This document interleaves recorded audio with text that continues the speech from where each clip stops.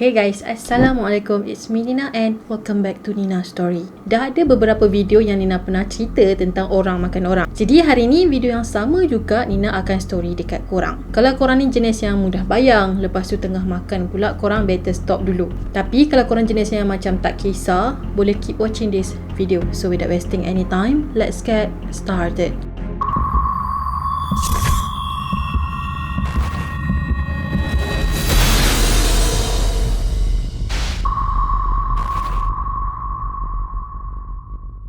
Kisah kali ni pula tentang seorang wanita yang jadikan daging boyfriend dia tu sebagai dinner. Catherine Knight adalah perempuan pertama di Australia yang dikenakan hukuman penjara seumur hidup tanpa parole. Puncanya dikerat kepala boyfriend dia yang bernama John Charles. Lepas tu dia masak dan jadikan sup. Biasalah dalam hubungan ni kadang-kadang ada pasang surut, ada gaduhnya. Tapi bergaduh macam mana pun kita mesti akan settle lepas tu. Kita akan minta maaf apa semua. Tapi bagi Catherine dia tak nak maaf-maaf dah. So better dia habiskan terus settle masalah dia. Lepas dia dah settle masalah dia tadi, dia cincang-cincang dan jadikan daging boyfriend dia tu sebagai dinner untuk anak-anak dia pula. So siapa sebenarnya Catherine? Kenapa dia ni macam manusia yang tak ada hati perut langsung? Catherine dilahirkan pada 24 Oktober tahun 1955 di Australia. Dia ni sebenarnya anak luar nikah lah orang kata. Sebabnya mak dia ni pernah ada skandal dengan ayah dia. Mak dia sebelum tu memang dah ada 4 orang anak lelaki dengan lelaki yang lain, iaitu suami dia. So melalui suami dia ni lah, mak dia ni kenal ayah Catherine yang bernama Ken. Pada masa ni lah, mak dia dengan Ken tadi tu telah menjalankan hubungan skandal. Tapi tak lama kemudian, biasalah hubungan skandal ni dia tak akan tahan lama kan. Tak lama kemudian hubungan diorang ni terkantoi. Selama Catherine membesar, dia memang hidup dalam keluarga yang sangat toksik. Ayah dia tu, maksudnya bukan ayah kandung dia, iaitu suami mak dia lah, adalah seorang yang sangat kuat mabuk dan panas baran. Dan dia jadikan mak Catherine tu macam hamba dia je.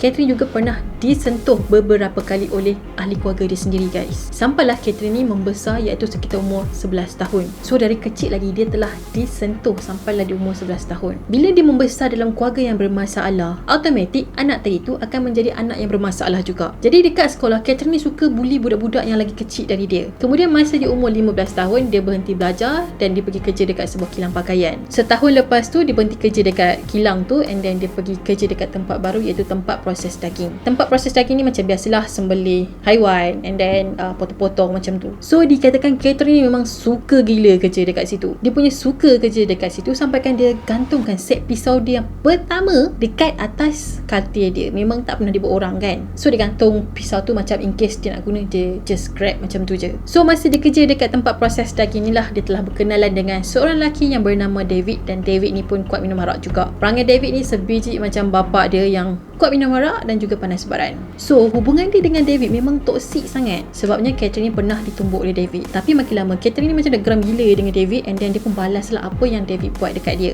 Masa tu diorang gaduh and then Catherine ni balas balik lah apa yang David buat kat dia. So David tumbuk dia, dia tumbuk balik. Makin lama hubungan diorang ni didominasi oleh Catherine. And then pada tahun 1974, Catherine pun ajaklah David untuk berkahwin. Korang bayangkan hari pertama diorang kahwin, diorang dah gaduh besar tau, sampaikan si Catherine ni cekik suami dia. Itu baru hari pertama kahwin. Lepas tu kau nak hadap pula hari-hari selepas tu, even hubungan suami diorang ni bermasalah, tapi diorang ni kekal jugalah 10 tahun dan dapat 2 orang anak perempuan. Selama tempoh diorang kahwin ni, David memang selalu curang dan selalu tinggal family dia. Pada masa ni juga Catherine dah mula timbulkan bermacam-macam masalah dan dia pernah cuba untuk buang baby dia yang baru lahir tu dekat landasan kereta api, tapi berjaya diselamatkan. Bukan setakat tu je tau guys, dia pernah tolak anak perempuan dia dekat jalan yang banyak kereta tau. Lepas dari kejadian ni, dia dimasukkan ke hospital gila selama beberapa bulan. Lepas dia keluar je daripada hospital tu, dia telah bercerai dengan suami dia David tu. Lepas dia dah berpisah dengan suami dia pada tahun 1986, Catherine ni bercinta pula dengan lelaki lain. Tapi hubungan diorang pun tak tahan lama sebab hubungan diorang ni bermasalah dan diorang telah berpisah setahun kemudian. Jadi hasil daripada hubungan dia dengan lelaki baru tadi, dia dapat seorang anak perempuan. Jadi anak Catherine tu dah ada 3 orang anak perempuan. Kalau korang nak tahu kan, Catherine ni memang orang kata wire putus. Sebab dia bila-bila masa je dia boleh bunuh orang. Lepas dia dah putus dengan lelaki yang kedua tadi, dia bercinta pula dengan John dan diorang ni telah tinggal bersama selama 3 tahun dan diorang dapat seorang anak lelaki yang bernama Eric. Jadi Eric ni adalah anak lelaki pertama Catherine selepas dia ada 3 orang anak perempuan. Hubungan diorang berakhir apabila Catherine ni kantoi ada skandal dengan lelaki bernama John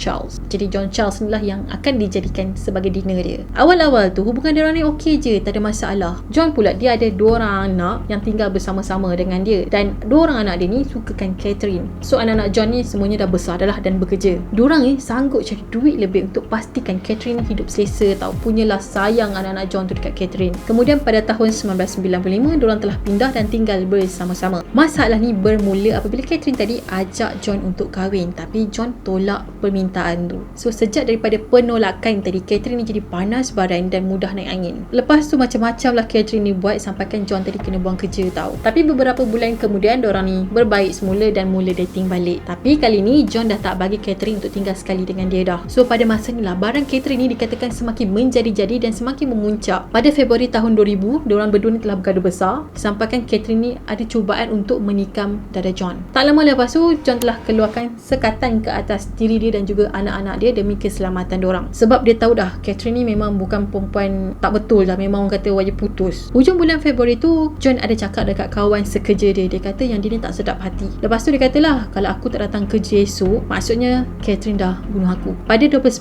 Februari John pun balik kerja dan lakukan rutin dia macam biasa. Dan pada malam tu juga Catherine ni datang ke rumah dia dan prepare untuk dinner lah dan jumpa dengan John. Jadi lepas dah prepare masak apa semua, Catherine pun naik ke atas dan jumpa dengan John. So pada masa tu John ni tengah tidur je lah, orang letih balik kerja kan. So dia kejutkan John, dia sembang-sembang apa semua, gelak-gelak gitulah, macam pasangan yang tak ada masalah. And then John ni mungkin terlelap pada masa tu, dan pada ketika tu lah si Catherine tadi telah grab pisau daging yang ada dekat katil situ yang dia dah simpan dekat situ, and then dia tetak John sebanyak 37 kali guys. John meninggal sebab dia cedera parah dan dia tak sempat nak protect diri dia pun. Lepas tu Catherine heret dia turun ke bawah dan gantung dia macam orang gantung daging tu. Tapi dia gantung John tu dalam keadaan yang terbalik lah. Lepas tu dia kerat-kerat kepala John dan potong bahagian-bahagian badan dia yang lain. And then dia campurkan daging tadi tu ke dalam stew yang mana dalam tu ada sayur zucchini, ada labu, kentang dan juga kubis. Catherine makan stew tadi tapi dia tak habis pun. Lepas dah habis makan, dia baring dekat sebelah John yang lah tak ada kepala tu. Lepas tu dia makan pil dalam kuantiti yang banyak lah dan dia pengsan. Esok tu kawan John call polis sebabnya esok tu John tak masuk kerja. Lepas tu polis pun datanglah ke rumah John dan diorang jumpa Catherine dalam keadaan yang tak sedar dan diorang ternampak situasi orang kata pun sangat mengerikan lah. Bila Catherine sedar daripada pengsan, dia kata, saya tak ingat lah apa yang terjadi semalam. Dekat dapur pula, polis jumpa kepala John yang tengah mendidih dalam periuk yang ada sayur tu. Tengah terbayang buka periuk ada kepala orang. Scary. Lepas tu dekat atas meja tu pula ada 2 pinggan yang berisi makanan dan ada label nama. So polis syak memang Catherine ni ada plan nak bagi anak-anak John makan daging ayah diorang sendiri guys. Kemudian Catherine telah dituduh atas tuduhan membunuh. Perbicaraan dia bermula pada Oktober 2001 tapi kes dia macam settle cepat sangat. Maksudnya kes perbicaraan dia tu tak berlanjutan. Dia macam tak tahu apa ending. Lepas tu tiba-tiba hakim kata dia tangguhkan perbicaraan tu selepas Catherine mengaku dia bersalah. Masa diorang iring Catherine tu untuk ke penjara tu kan, pada masa tu hakim telah tulis dekat atas kertas dia kata tidak akan dibebaskan. So Catherine telah menjadi perempuan pertama di Australia yang telah dijatuhkan hukuman penjara seumur hidup tanpa parol. Catherine juga pernah filekan rayuan untuk dibebaskan lagi awal ke apa ke macam tu, tapi rayuan dia telah ditolak serta-merta. Dan sekarang ni dikatakan dia masih lagi di penjara dan berusia 67 tahun. Alright guys, itu sajalah perkongsian Nina untuk hari ni tentang seorang wanita yang Nina rasa sangat psycho. Kalau kau tak ikut cakap dia je, memang auto nyawa melayang lah orang kata kan. Tapi kesian lelaki-lelaki yang kenal dengan dia tu. Sebab dia sangat bermasalah. Sebab dia dibesarkan dalam keluarga yang bermasalah. So dia pun jadi orang yang bermasalah. Jadi kepada korang yang berpasangan, Nina harap kalau bergaduh tu tak payahlah sampai nak cabut nyawa orang kan. Bila dah bergaduh, berbincang, lepas tu berbaik balik, minta maaf apa semua kan. Siapalah kita ni kan, kita lah manusia yang selalu melakukan kesalahan, okay? So tak tercela pun maruah kita kalau kita minta maaf dengan orang. Dan ingat, jangan lakukan jenayah sebab Nina yakin benda tu akan membuatkan korang menyesal satu hari nanti. Okay guys, that's it for today. Dan Nina harap korang suka dengan cerita yang Nina kongsikan pada hari ini. Yang belum lagi subscribe channel Nina, korang boleh subscribe di bawah dan turn on notification. Korang juga boleh komen dekat bawah korang nak Nina cerita tentang apa. Just komen dekat bawah, nanti kalau Nina baca, Nina tengok-tengok. Kalau cerita tu menarik, cukup info, Nina akan story balik dengan korang, okay? Dan jangan lupa juga untuk follow Nina di Instagram. Kita akan jumpa lagi in next video. Bye bye. Assalamualaikum.